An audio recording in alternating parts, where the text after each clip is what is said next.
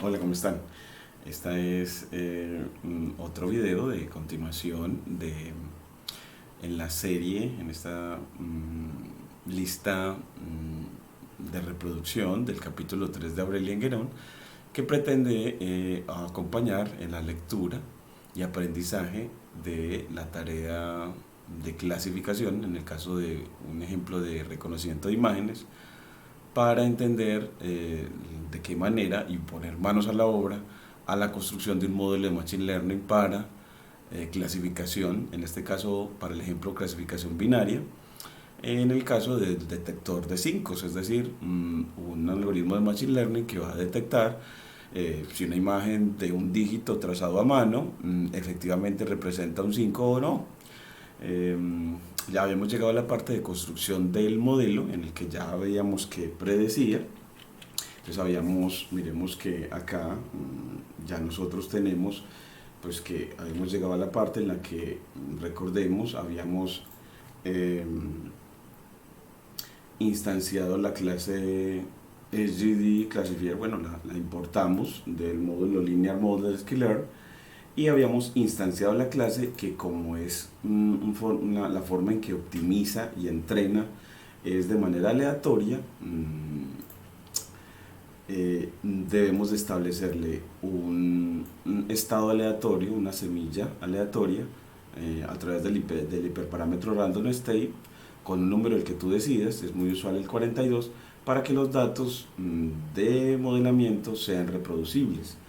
Entonces aquí le hemos dicho que a través del método fit es en el que le decimos, vea, coja los conjuntos de entrenamiento, como en un aprendizaje supervisado, que están compuestos por las imágenes de entrenamiento y las etiquetas asociadas, para que aprenda a reconocer imágenes. Entonces hemos llegado a la parte de la que él aprendió a reconocer imágenes en más o menos un tiempo de 20 segundos para entrenar, y pues con estas 60.000 imágenes pudo aprender en tan poco tiempo.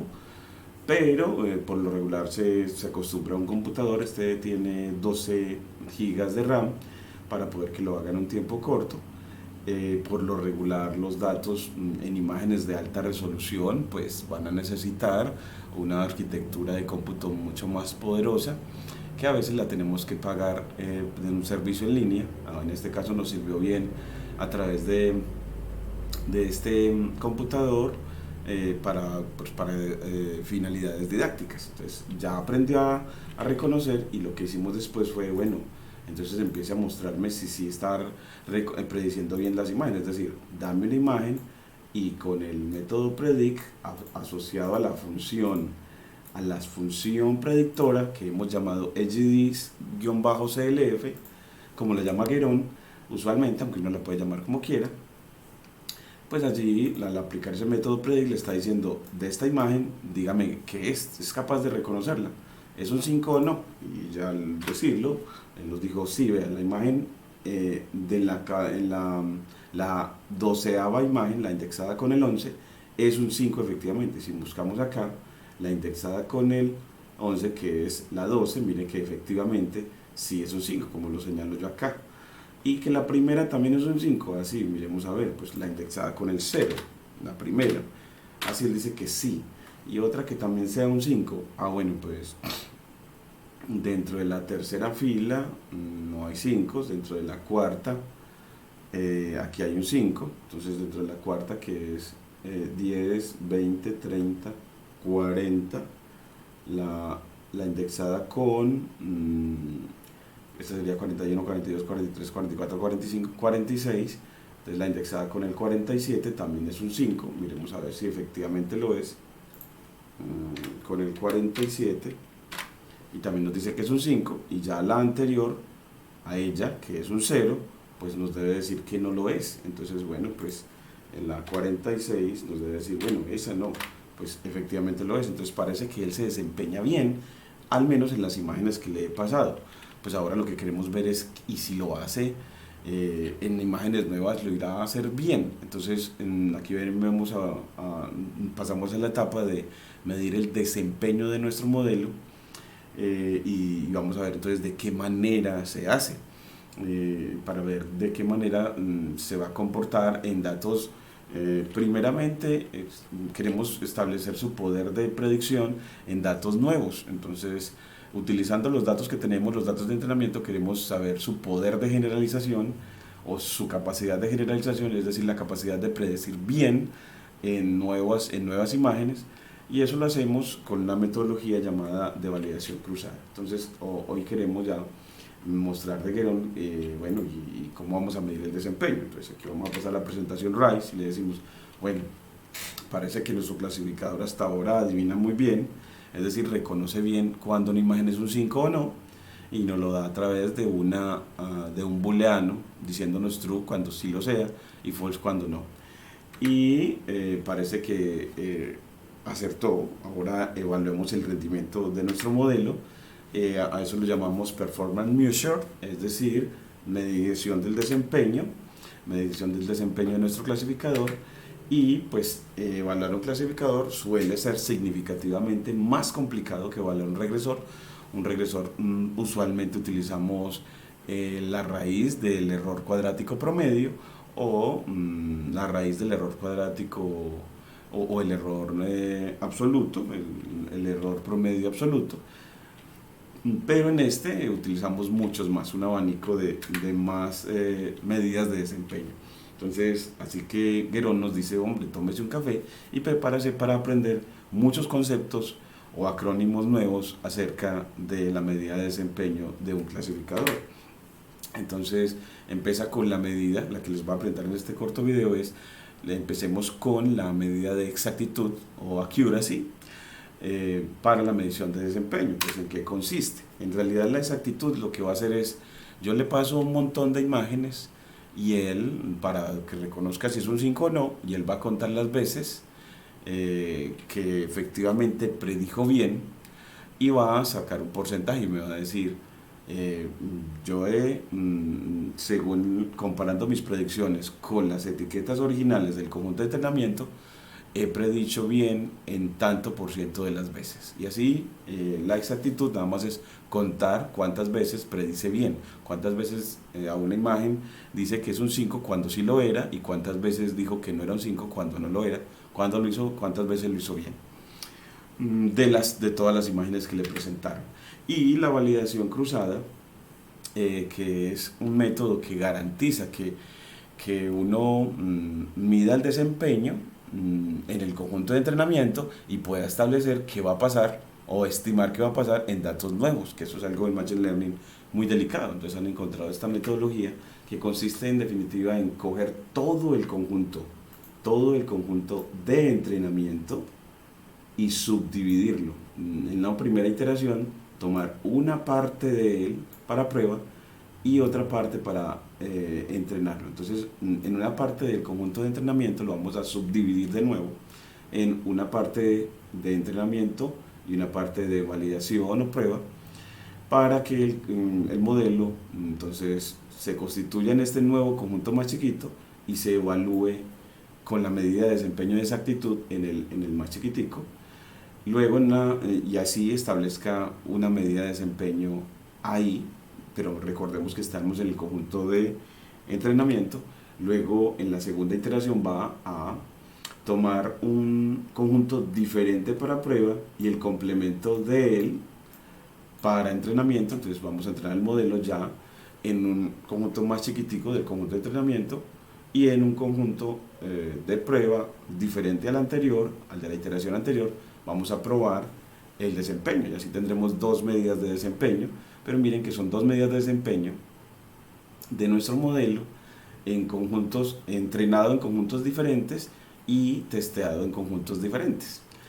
Y en la tercera iteración coge otro nuevo, entonces aquí ya tomará otro nuevo conjuntico para testeo y el complemento del conjunto de entrenamiento con respecto a el complemento de este conjunto con respecto al conjunto de entrenamiento va a ser el donde va a entrenar en la tercera iteración el modelo y a testearlo para mirar su desempeño o su exactitud o accuracy en este otro nuevo conjunto de prueba. De tal manera que ya sí tendríamos en esas tres iteraciones entrenar el modelo en conjuntos diferentes y testearlo en conjuntos diferentes. para al ver así ya tener tres medidas de desempeño diferentes y ver, bueno, pues si en tres conjuntos diferentes esos son los desempeños, podemos establecer un promedio de cómo se está haciendo y así poder estimar qué va a pasar en datos nuevos. Entonces es una manera de garantizar o de estimar qué va a pasar en datos nuevos utilizando el conjunto de entrenamiento. A eso le llamamos validación cruzada. Y eso no se hace solamente 3 veces, sino n veces. Entonces usted puede hacerlo muchísimas veces, solo que el hacer esto, hacer el proceso de validación cruzada en hojas de validación, porque cada iteración la vamos a llamar una hoja de validación, por decirlo así, pues entre más hojas de validación, pues vamos a tener una mejor percepción de cuánto poder de generalización tiene nuestro modelo, pero hacer eso con muchísimas hojas de validación requiere mucho tiempo de cómputo y mucho poder de cómputo también.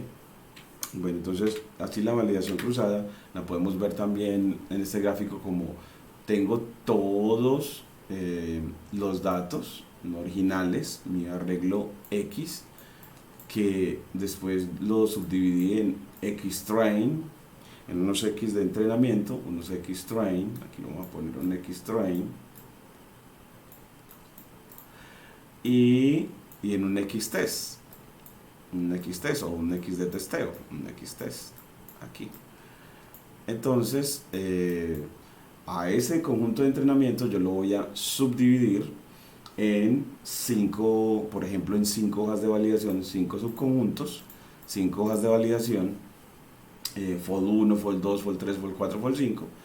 Al conjunto de entrenamiento lo divido en 5 partes iguales o 5 hojas de validación, por ejemplo, y en la primera iteración tomo el folio 1 o el subconjunto 1 para testeo y el resto para entrenar el modelo. Entonces va a entrenar en un subconjunto del conjunto de entrenamiento y a testear en otro subconjunto más chiquitico del conjunto de entrenamiento. Y así me va a dar una medida de desempeño. Así tendremos una medida de desempeño. Luego en la segunda división va a hacer lo mismo, pero ya va a tomar es el folio 2 para testeo o la hoja 2 para testeo y el resto, la folio 1, 3, 4 y 5 para entrenamiento. Así tendremos un nuevo modelo entrenado en nuevos datos y testeado, y lo vamos a testear en un nuevo folio, de tal manera que tengamos una segunda medición de desempeño ya en conjuntos de entrenamiento diferentes y conjuntos de testeo diferentes. Y así lo vamos a hacer para la tercera división, ya tomando el folio 3 y entrenando en el complemento del folio 3. Entonces, es decir, entrenando el modelo ya en el folio 1, 2, 4 y 5. Así tendremos una tercera medición de desempeño y así seguimos haciéndolo para una cuarta, para tener otra medida de desempeño y poder sacar promedios de medida de desempeño y ver la variabilidad de la medición de desempeño y poder establecer que también se va a comportar nuestro modelo en el futuro. Bueno, pues entonces en eso consiste la validación cruzada. Es dificilita de entender, pero lo que en definitiva nos está diciendo es: quiero establecer el poder de generalización a partir de la información que tengo, a partir de los datos de entrenamiento. Pues entonces acoja esos datos de entrenamiento y constituya conjuntos diferentes para entrenar en conjuntos diferentes y testear en conjuntos diferentes para ver el desempeño y el entrenamiento en conjuntos, en conjuntos diferentes y así poder ver o estimar qué va a pasar con datos diferentes o datos nuevos. Es decir, saber qué va a pasar cuando, o poder estimar qué va a pasar cuando mida su desempeño en los datos de testeo, y así el promedio de desempeños en las diferentes divisiones, ese promedio de desempeño, en estas divisiones, pues ese desempeño se parezca, ese promedio de desempeño se parezca al desempeño que vamos a encontrar en el conjunto de testeo. Si eso pasa es porque entonces nuestro modelo se está comportando de una manera muy estable, en la que podemos garantizar el desempeño en datos nuevos. Eso es lo que buscamos en el Machine Learning. Entonces ahora vamos a ver cómo implementar esa validación cruzada. Ella se hace a través de la función cross-val score de Sklearn. Y bueno, pues el código a veces lo voy a presentar de una manera corta esta vez, y en un video más largo les voy a mostrar cómo personalizar lo que hace esa función a través de lo que Guerón nos muestra de utilizar la clase Stratify Scaffold, que es una manera también de trabajar validación cruzada, pero de una forma más personalizada. Entonces vamos a darle manos a la obra al Machine Learning, así como siguiendo la idea de Guerón, y vamos a de Skiller, vamos a tomar del módulo Model Selection, que es el mismo módulo desde donde tomamos también la función para dividir el entrenamiento y testeo, cuando queremos una división en entrenamiento y testeo puramente aleatoria o estratificada. Y de ese módulo importamos a la función crossval score, y así él nos la trae, y cuando la traemos, bueno, pues vamos a decirle, él les va a entregar un montón de medidas de desempeño, entonces vamos a ponerle como unos scores.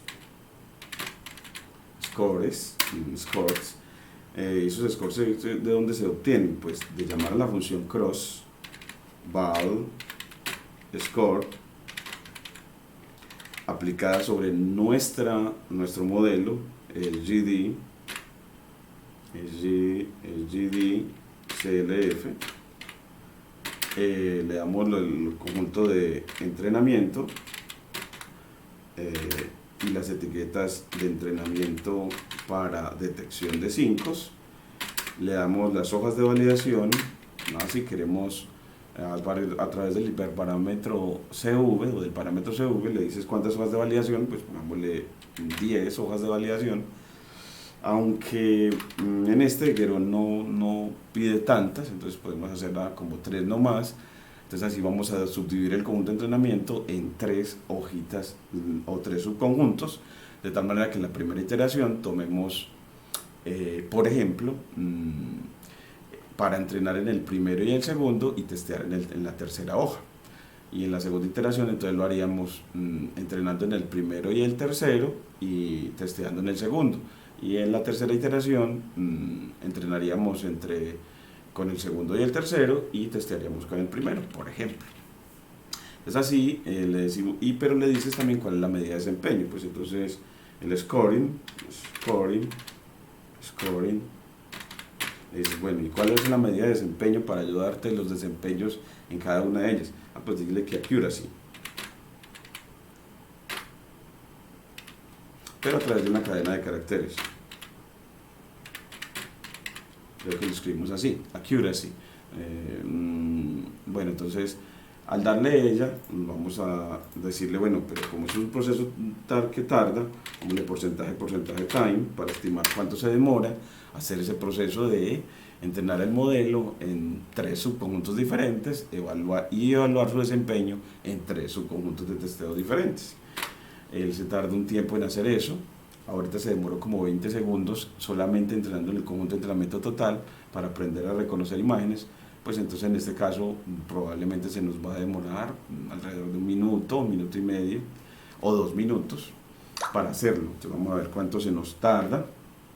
Miremos a ver para estimar ese tiempo. Tenemos que siempre revisar que la medida de desempeño si la hayamos escrito bien, o si no nos arrojará error. Miremos, por ejemplo, bueno, podemos verlo como a través del traductor y ver, bueno, pues será que escribimos bien la medida de desempeño, accuracy, así, precisión, que en realidad nosotros queremos llamarla exactitud, porque precision es otra medida de desempeño diferente a la accuracy. Entonces en el próximo video les voy a mostrar la precisión y el recall y el puntaje F1 y otras medidas de desempeño para clasificadores, y les mostraré que efectivamente exactitud y precisión son diferentes. Entonces por ahora vamos a llamar a la accuracy no precisión sino exactitud, porque en esta propuesta didáctica el profesor Joe Hernani, que hace parte de nuestro equipo investigador, nos recomendaba llamarlo diferente porque son medidas de desempeño diferentes. Entonces ahora sí, miremos a ver si ya terminó, miremos a ver en nuestra práctica y dice, bueno, pues no se demoró tanto, se demoró 43.5 segundos.